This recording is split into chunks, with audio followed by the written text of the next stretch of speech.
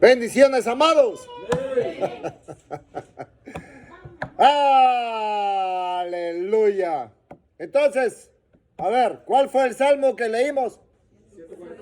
142. ¿Dónde estaba el rey David? En la cueva. Eso. Ahora, ¿por qué estaba en la cueva? Ajá, por lo querían matar. ¿Y quién lo quería matar? El rey Saúl. Exactamente, el rey Saúl. Y se supone que el rey era su amigo. Y que el hijo del rey, Jonatán, era el mejor amigo de David. Y que cuando Saúl andaba medio loco, dice, entonces David tocaba arpa. ¿Y qué pasaba con Saúl? Quedaba tranquilo. Que estaba tranquilo. Ajá, y ahora está en la cueva. Está siendo perseguido injustamente. ¿Y qué hace? Se queja con Jehová. ¿Justificado o no justificado? Sí, justificado. Ahora, ¿cuál es la diferencia entre queja y reclamo? Reclamo es cuando hay algo real y usted dice, hey, usted me dijo que me iba a dar 7 tortillas y aquí solo hay 6. Así que deme mi tortilla. Y una queja es cuando usted simplemente dice, no, mire, qué calor, que aquí, que allá, eso no me gusta, bla, bla, bla, bla, bla, bla. Es una queja. Ajá. Y ahora, pregunta. El domingo pasado, ¿de quién hablamos? Y todos dicen, del profeta Elías. Exactamente. Aquí a la izquierda escucho las respuestas. Ajá, el profeta Elías. ¿Dónde estaba el profeta Elías? Estaba sentado, ¿dónde? Debajo de un enebro. Y estaba cansado. Se quería morir y se quejó con Jehová y le dijo a Jehová, yo quiero que me mates. Ya no quiero más. Y entonces se durmió del cansancio y de todo lo que estaba pasando. Y ahora, ¿quién vino y lo despertó? Un ángel. ¿Y el ángel qué le dio? De comer. Un bello pan fresquecito y un vaso de agua. Y Elías comió. ¿Y qué hizo Elías? Se volvió a dormir. Ajá. ¿Y ahora qué hace el ángel? Vuelve a venir y lo vuelve a despertar y le vuelve a dar de comer y de beber. Y ahora Elías se levanta, se va al monte de Horeb y en el monte de Horeb, ¿a dónde se esconde? En una cueva. Se esconde en una cueva. Ajá. ¿Y David dónde se esconde? En una cueva. Y llega Jehová y Jehová le pregunta, Elías, ¿qué haces aquí, Elías?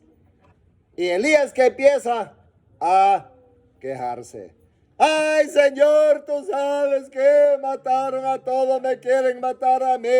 Derribaron tus altares, mataron tus profetas. Yo soy el único que queda, Señor, y ahora aquí estoy escondiéndome de ti. No, de Jezabel. Y vine a donde tú. Ajá. Y le dice Jehová, sal de la cueva y preséntate delante de Jehová. Así que Elías sale de la cueva. Entonces Jehová viene y ¿qué hace? Le manda un viento recio tan fuerte que quebraba las peñas. Y Elías ¿qué hace? Se vuelve a meter un poquito a la cueva. Ahora viene un terremoto. Después viene un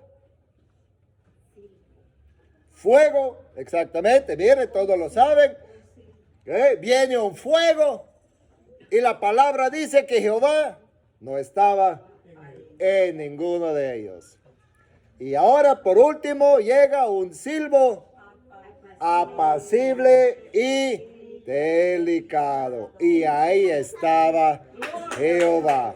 ¿Eh?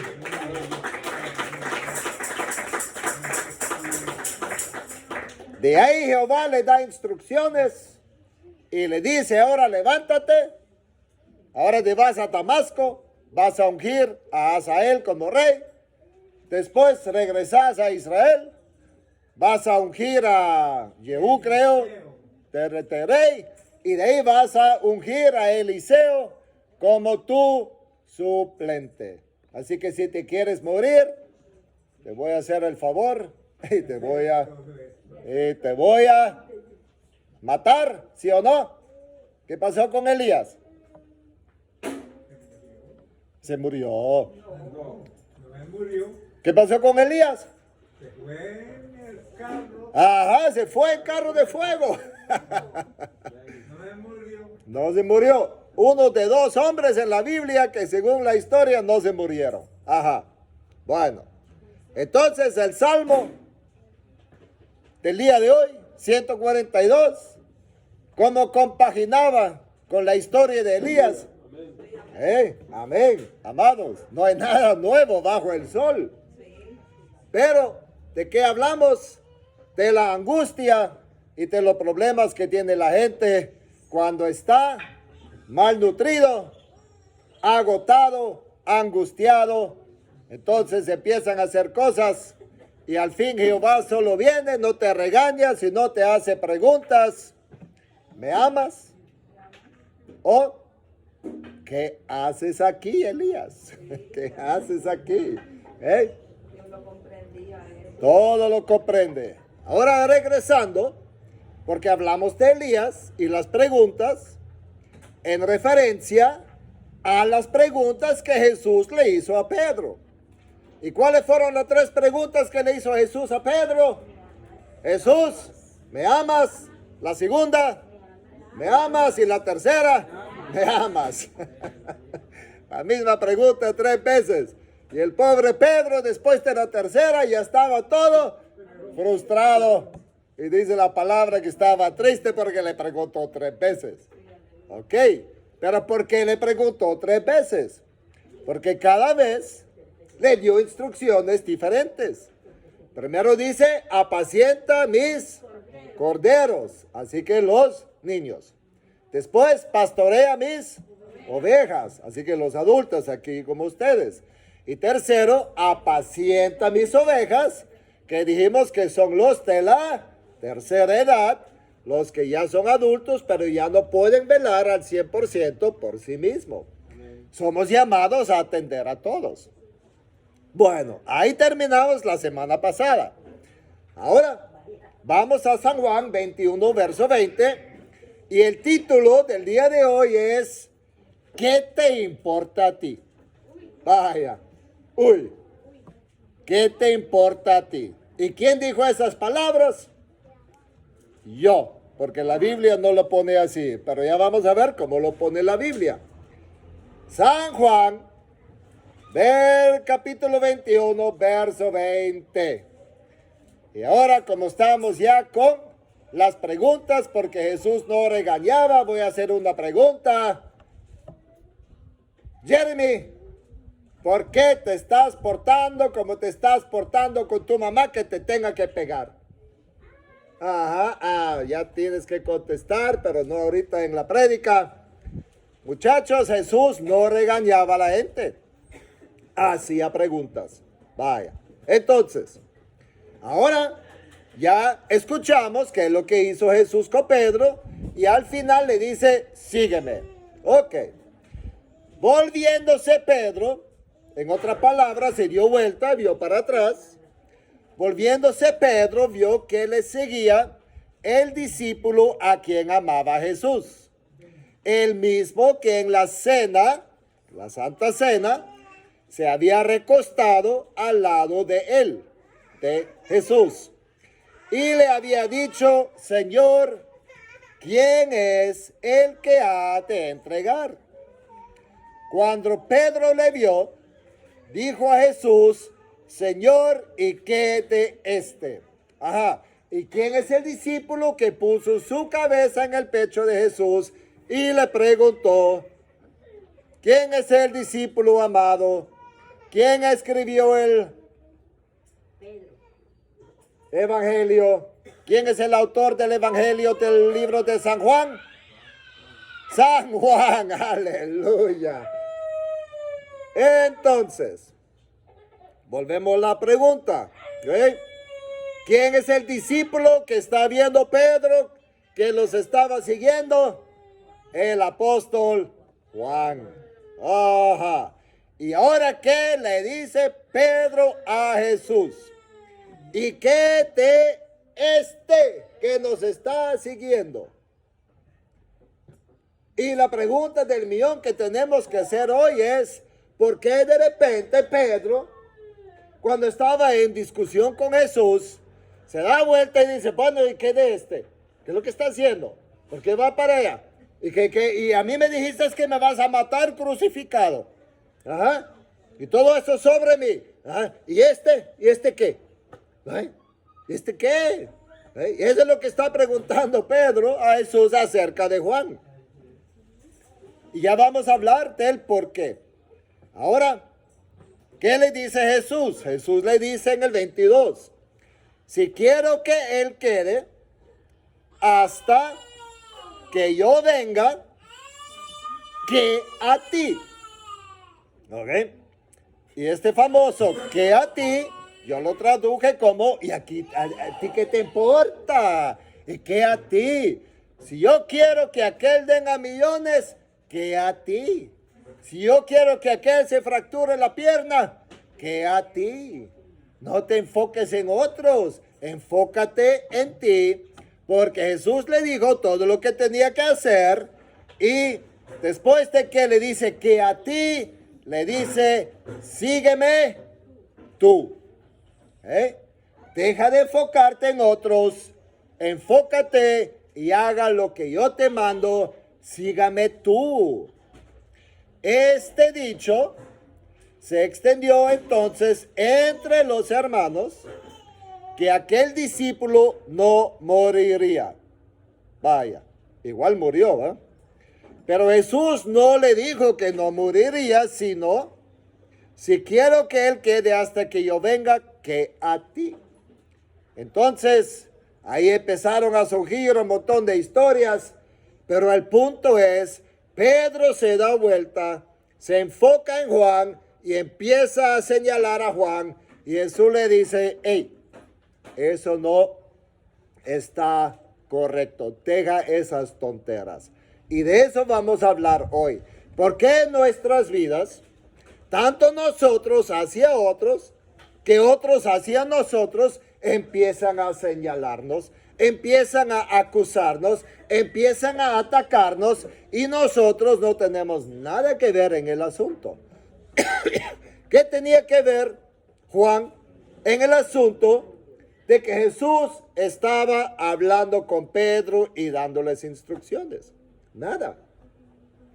Solo porque se estaba acercando Juan, ya empieza a prácticamente atacar a Juan. Y eso le dice, que a ti, es que a ti esto no te importa. ¿Okay? Yo voy a hacer con aquel lo que quiero hacer con aquel, y yo voy a hacer contigo lo que yo quiero hacer contigo. Ahora, para terminar el capítulo, este es el discípulo que da testimonio de estas cosas, que obviamente es Juan, porque él es el que está escribiendo el Evangelio. Y escribió estas cosas, y sabemos que su testimonio es verdadero. Aleluya. Y hay también otras muchas cosas que hizo Jesús, las cuales, si se escribieran una por una, pienso, dice, que ni aún en el mundo cabrían los libros que se habrían de escribir. Amén. Ahí termina el capítulo. Ahí termina el libro de San Juan. Pero el enfoque del día de hoy es, ¿y a ti qué te importa? Entonces volvemos al tema. Jesús habló con Pedro y se acerca a Juan. Y cuando Pedro lo ve, lo ataca. y qué de este. Y nosotros, muchas veces, o algunas veces, recibimos instrucciones, recibimos una corrección, recibimos, en el caso de Pedro, un llamado directo de que lo van a crucificar y que así va a glorificar a Dios. Vaya, ¿y a quién le gusta morir crucificado? Yo no sé ustedes, pero a mí no.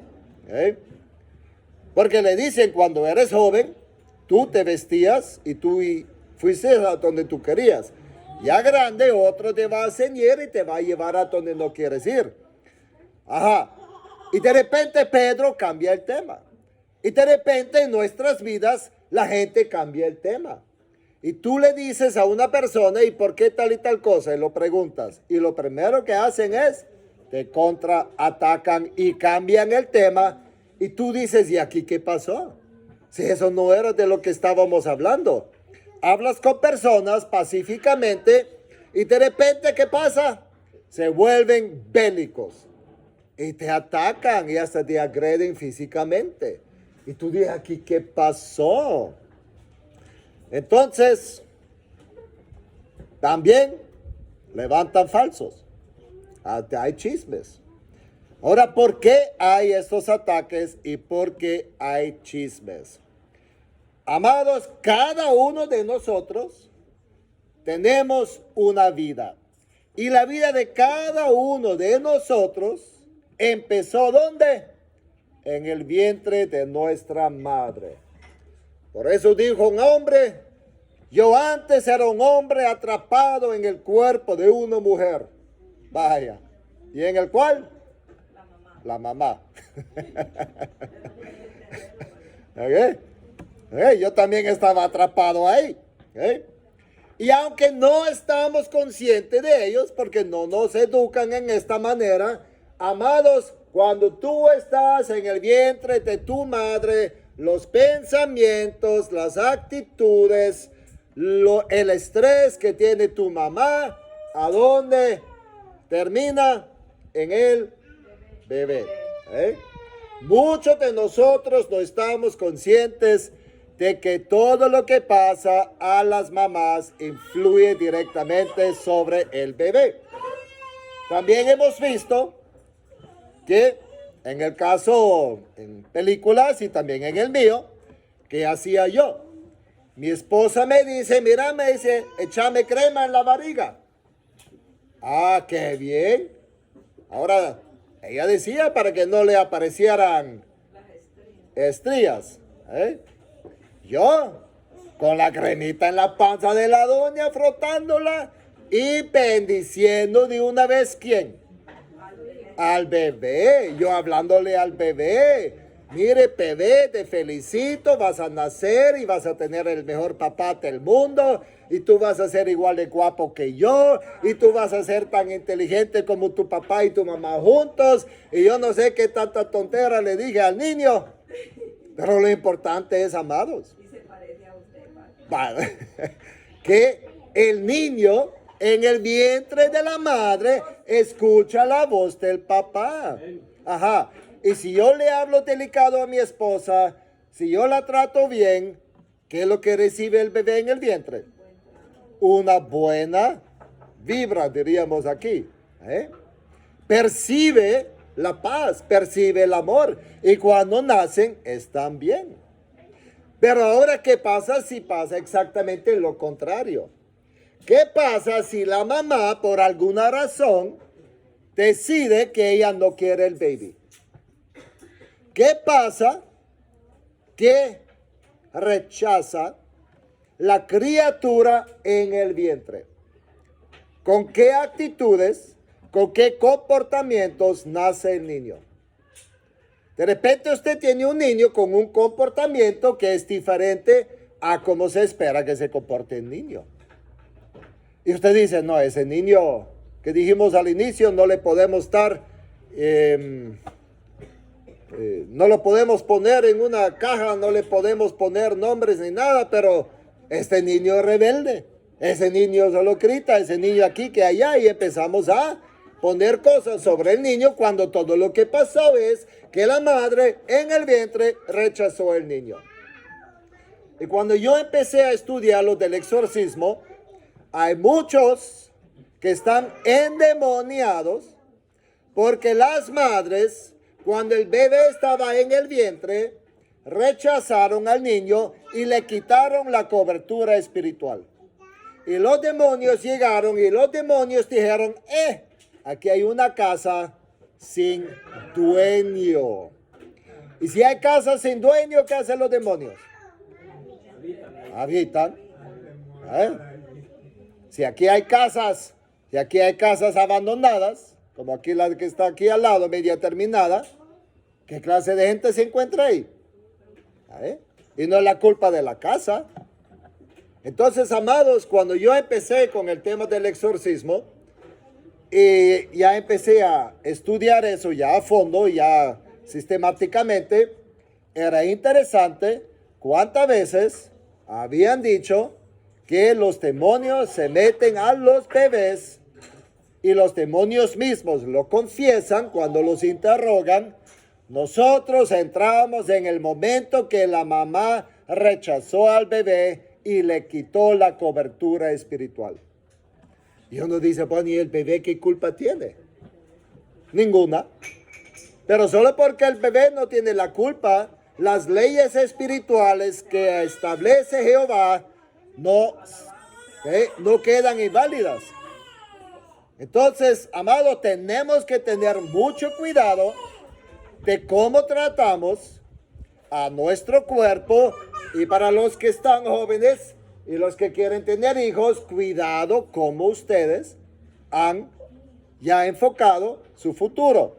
Y si usted como madre en algún momento decidió, por situaciones que ya sabemos, hablar rechazo sobre su niño, entonces hoy es el día que usted anule esta palabra. Que usted hoy le dice a su niño, yo te quiero, yo estoy feliz que tú estás y tú estás aquí bajo mi cobertura y protección espiritual. ¿Okay? Definitivamente, amados, esto es uno de los puntos más desconocidos del por qué los niños nacen de una manera que los papás no los aguantan. Pero es culpa de los padres y de los dos. Ahora durante la niñez, y como ya dijimos, de esto empezamos a hablar en la bienvenida. Amados, cada niño quiere crecer protegido por dos papás, la mamá y el papá. Nosotros, si queremos niños emocionalmente estables, tienen que crecer con papá y con mamá. Ambos padres tienen que participar activamente en la crianza de los niños. Y estábamos hablando con la hermana Reina, que lastimosamente muchos de las mamás y de los papás no reciben capacitación de cómo educar bien a sus hijos. ¿Cuáles son los pasos que hay que tomar? Y yo siempre le cuento a la gente cómo aprendí yo a educar a mis hijos. Porque antes de tener hijos compramos un perro. Y nos preguntaron si queríamos ir a entrenar al perro. Yo dije, claro que sí. Y nos llevaron a entrenar al perro. Y nos enseñaron todos los errores que cometíamos al entrenar al perro. Entonces dijeron, amados, primero, cada perro tiene un nombre. Así que cuando usted va a dar una orden, llame al perro o al niño por nombre para que el niño sabe que estás hablando con él. Y de ahí asegúrate que te está viendo. Para que tú sepas que no puede decir es que no te escuché. ¿Cuántos se quejan de que sus hombres cuando ustedes les dicen cosas después dicen es que no me dijiste? ¿Por qué? Porque ustedes ahí ven el hombre sentado viendo tele, está enfocado en la tele o está leyendo un libro o está preparando un mensaje y usted le dice, mira, amor, bla, bla, bla, y él dice sí. Y no supo qué dijo. ¿Por qué? Amados, ustedes tienen que asegurarse de la atención de la persona. Así que yo le digo a mi hijo, Patrick, mi hijo me queda viendo y cuando ya me queda viendo a los ojos, le doy la orden. Ajá. Hablamos de los niños desobedientes. Yo le digo a la niña, por favor, lave los trastes. Pero no me aseguré de que me quedó viendo y que me dice, sí, papá, voy a levantarme a lavar los trastes. De ahí, no lava los trastes. Hey, bárrame el piso. Y no barra el piso. ¿Y acaso te aseguraste de que te quedó viendo? Y que tú sabes que ella recibió en su mente el comando. Y si tú no haces eso, el niño no va a hacer lo que tú le pides, ni tu marido, o peor. Porque los hombres tenemos un enfoque bien limitado. Y después se dice, no, es que la niña es desobediente. No, es que la niña nunca registró el comando. ¿Okay? Entonces son cosas que hay que aprender. Y de ahí entonces empezamos a ponerle nombres a los niños. Tenemos lineamientos bien claros de cómo educar a alguien. ¿Quién es responsable de educar a sus hijos en cosas espirituales y en la palabra de la Biblia? ¿El papá o la mamá? No, la Biblia está bien clara quién es el sacerdote de la casa que tiene que instruir a su hijo y a su hija en cosas espirituales. Es el papá y se hace sistemáticamente. Así que se sienten en la mesa, agarran la Biblia y el papá lee y el papá instruye. Ajá, ¿y cuántos de aquí hacemos eso? Porque nadie nos ha enseñado. Y vean películas con judíos y ustedes van a ver con qué seriedad ellos hacen toda la enseñanza. El papá de la casa da la instrucción espiritual. Hey, tenemos lineamientos bien claros. Y cuando no los cumplimos, no nos sorprendamos cuando las cosas no funcionan. Ahora, eso es cuando están los dos papás. Ajá, ¿y qué pasa si falta uno? Y nosotros ya hablamos, ¿cuántas madres solteras hay? No solo aquí en la iglesia, no solo aquí en Guaymaca, no solo en Honduras, sino a nivel mundial. Es triste la cantidad de madres solteras que hay que tienen que criar a sus niños. Y es ahí cuando empiezan los comportamientos que no queremos que tengan los niños. Ajá, y ahora vamos al primero libro de Samuel 30. ¿Okay? Tenemos a un hombre que se llama David. David tiene un montón de hombres que lo acompañan. Y hay un rey de los filisteos. Y el rey de los filisteos le dice a David, David, vení, tenemos que hablar. Y David quiere ir con los filisteos a la guerra para después matar a los filisteos.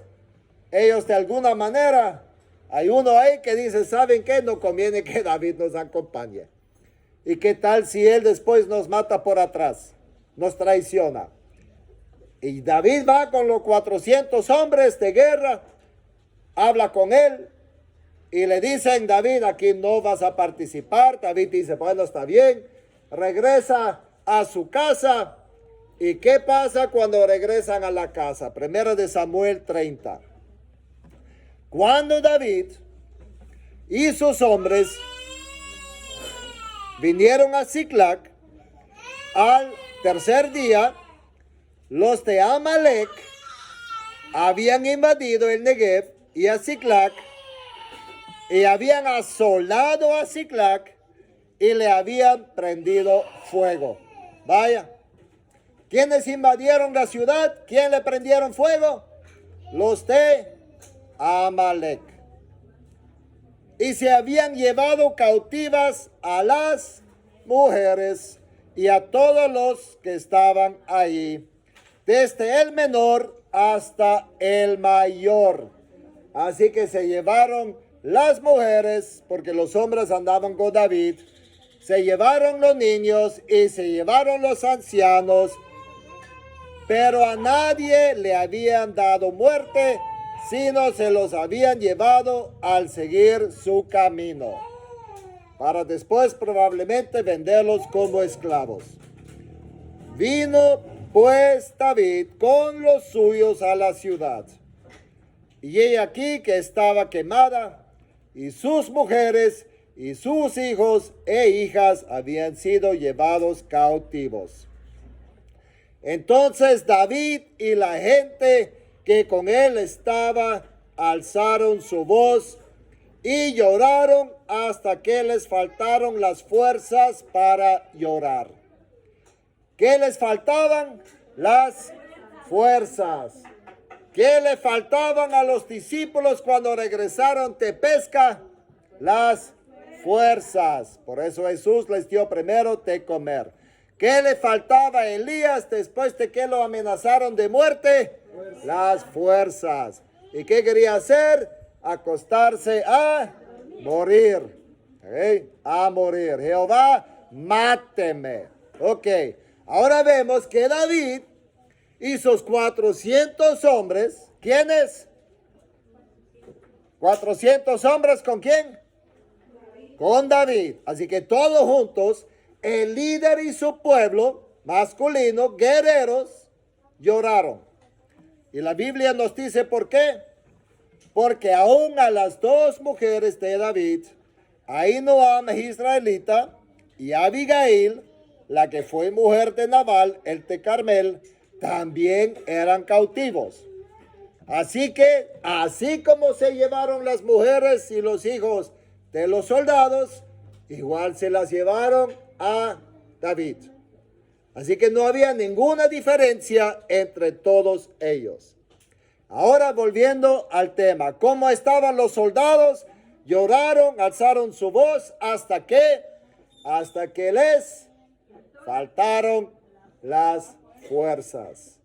Y cuando a ti te faltan las fuerzas y tú estás en una situación de estrés y tú estás cansada y algo pasa, un trauma como este, entonces tu comportamiento de repente cambia. ¿Y qué es lo que querían hacer en el 6? Y David se angustió mucho porque el pueblo hablaba de ¿qué? De apedrearlo. Y no es que él es el líder. Y no es que también a las mujeres de él se llevaron. Pues todo el pueblo, decía ahí, estaba en amargura de alma. Amado, cuando tú estás en amargura de alma, cuando estás cansado, cuando estás en una situación que ya no puedes, entonces explotas. Entonces revientas. Entonces haces cosas y hablas cosas que no quieres hablar ni hacer. Porque cada uno por sus hijos y por sus hijas, mas David, ¿qué hizo? Se fortaleció en Jehová su Dios.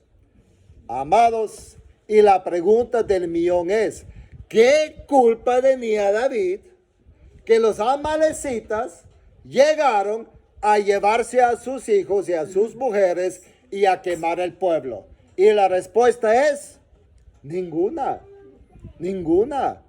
Pero de repente lo atacaron. Y vuelvo a preguntar, ¿cuántos de ustedes han sido atacados sin justificación porque la otra persona con la que usted está hablando de repente los ataca? Y cuando usted analiza la vida de esa persona, se va a dar cuenta que está llena de amargura de alma, o está cansada, está agotada y pierde los estribos. Bueno, ahora vamos a lo triste, que es el ataque. Y la pregunta, ¿okay? ¿Por qué atacan estos hombres a David?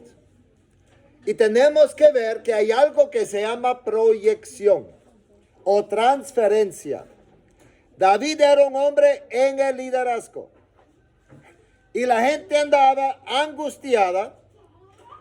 Y ellos empezaron a atacar a aquel que está en el liderazgo. Sin razón y justificación. ¿Y por qué pasa esto? Por lo que hablamos. La transferencia. ¿Transferencia de qué? De un dolor que ellos recibieron cuando eran niños, cuando eran jóvenes. Dolor en la niñez que no ha sido resuelto y que ahora que una persona en autoridad les falla, todo el enojo, todo el dolor, toda la pena que sintieron sobre aquellos que fallaron cuando eran niños, ahora todo este enojo, toda esta ira, lo proyectan y lo transfieren sobre aquella persona en el liderazgo. Y esto pasa en empresas, esto pasa en familias, esto pasa en iglesias, esto pasa, amados, por todos lados. Y tenemos que tener mucho cuidado que no somos objeto cuando somos líderes o cuando no somos líderes, sino que cuando alguien en el liderazgo no hace lo que nosotros pensamos que debe hacer, que nos sentimos traicionados y todo ese dolor se lo transferimos y se lo tiramos a él cuando en realidad no tiene nada que ver ahí.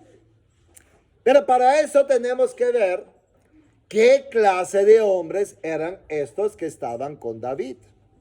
Y tenemos que regresar a 1 de Samuel 22, o adelantarnos, porque David huye a la cueva. Y huye a la cueva de Adulam. Y cuando sus hermanos y toda la casa de su padre lo supieron, vinieron ahí a él.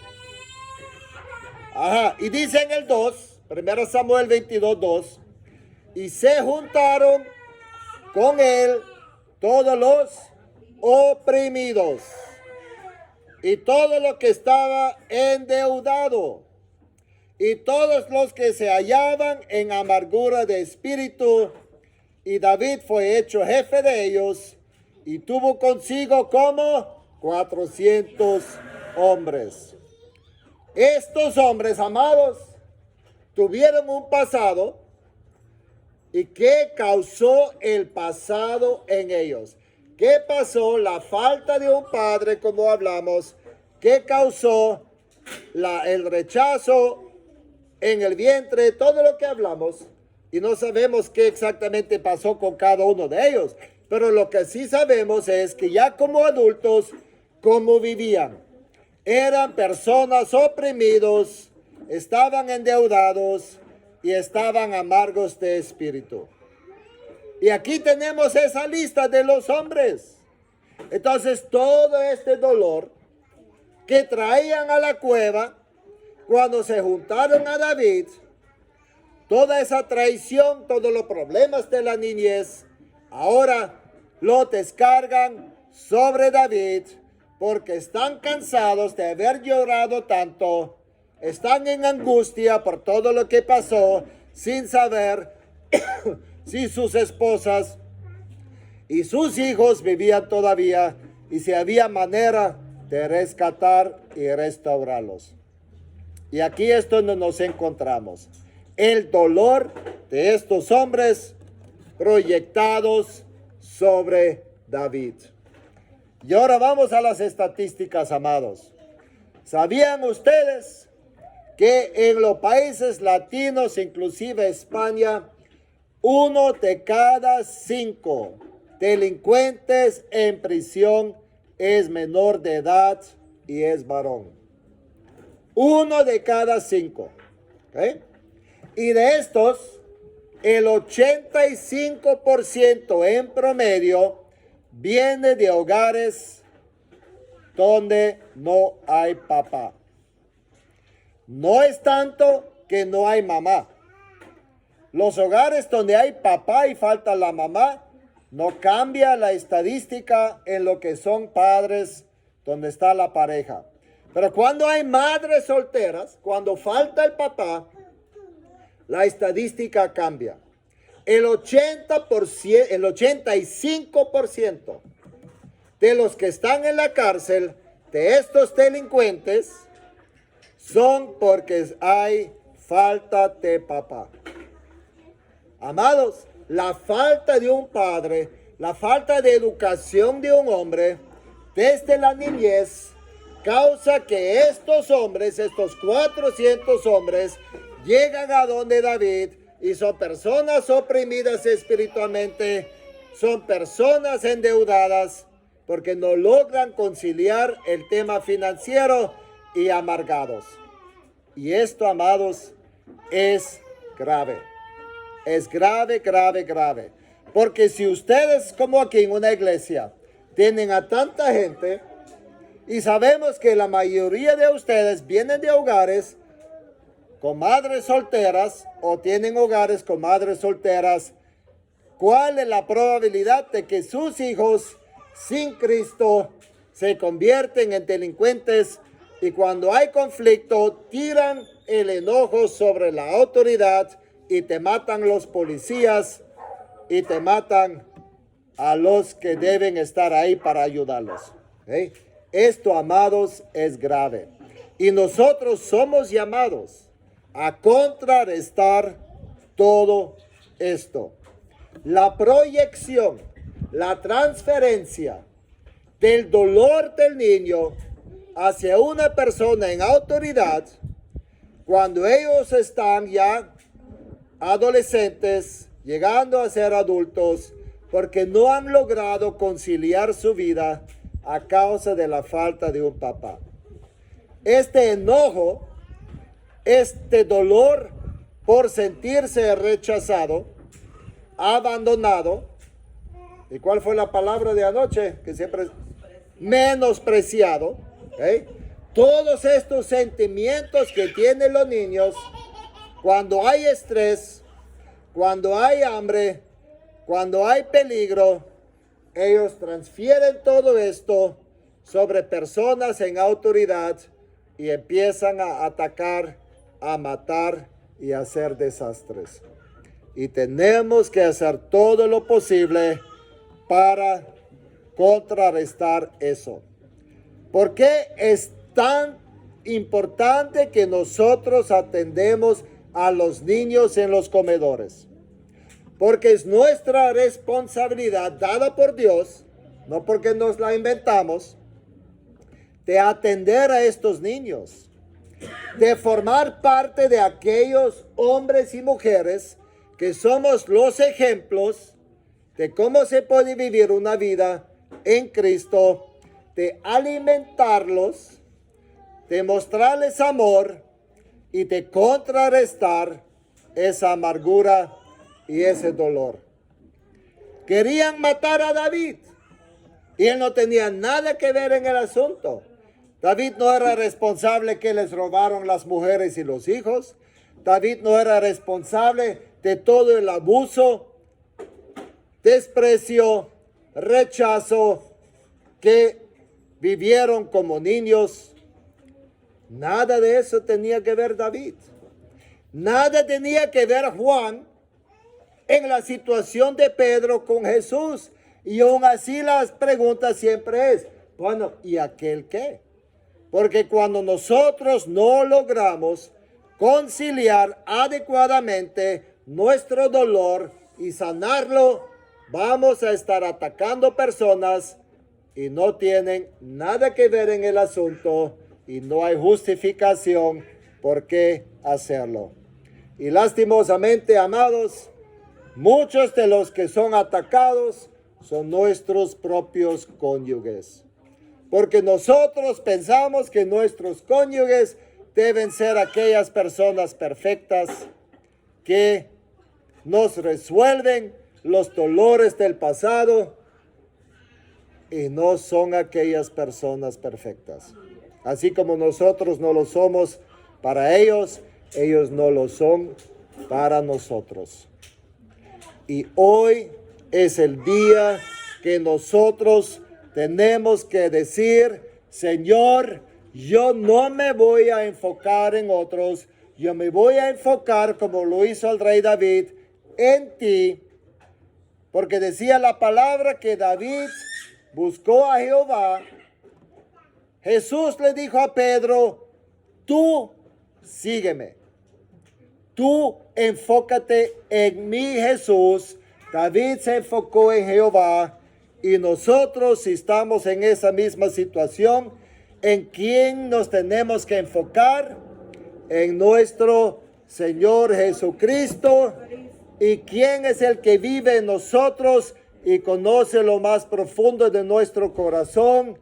El Espíritu Santo.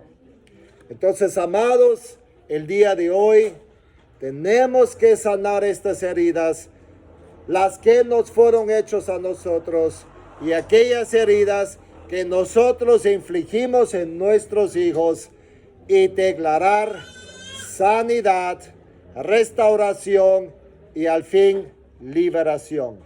En el nombre de Jesús. Amén. Amén.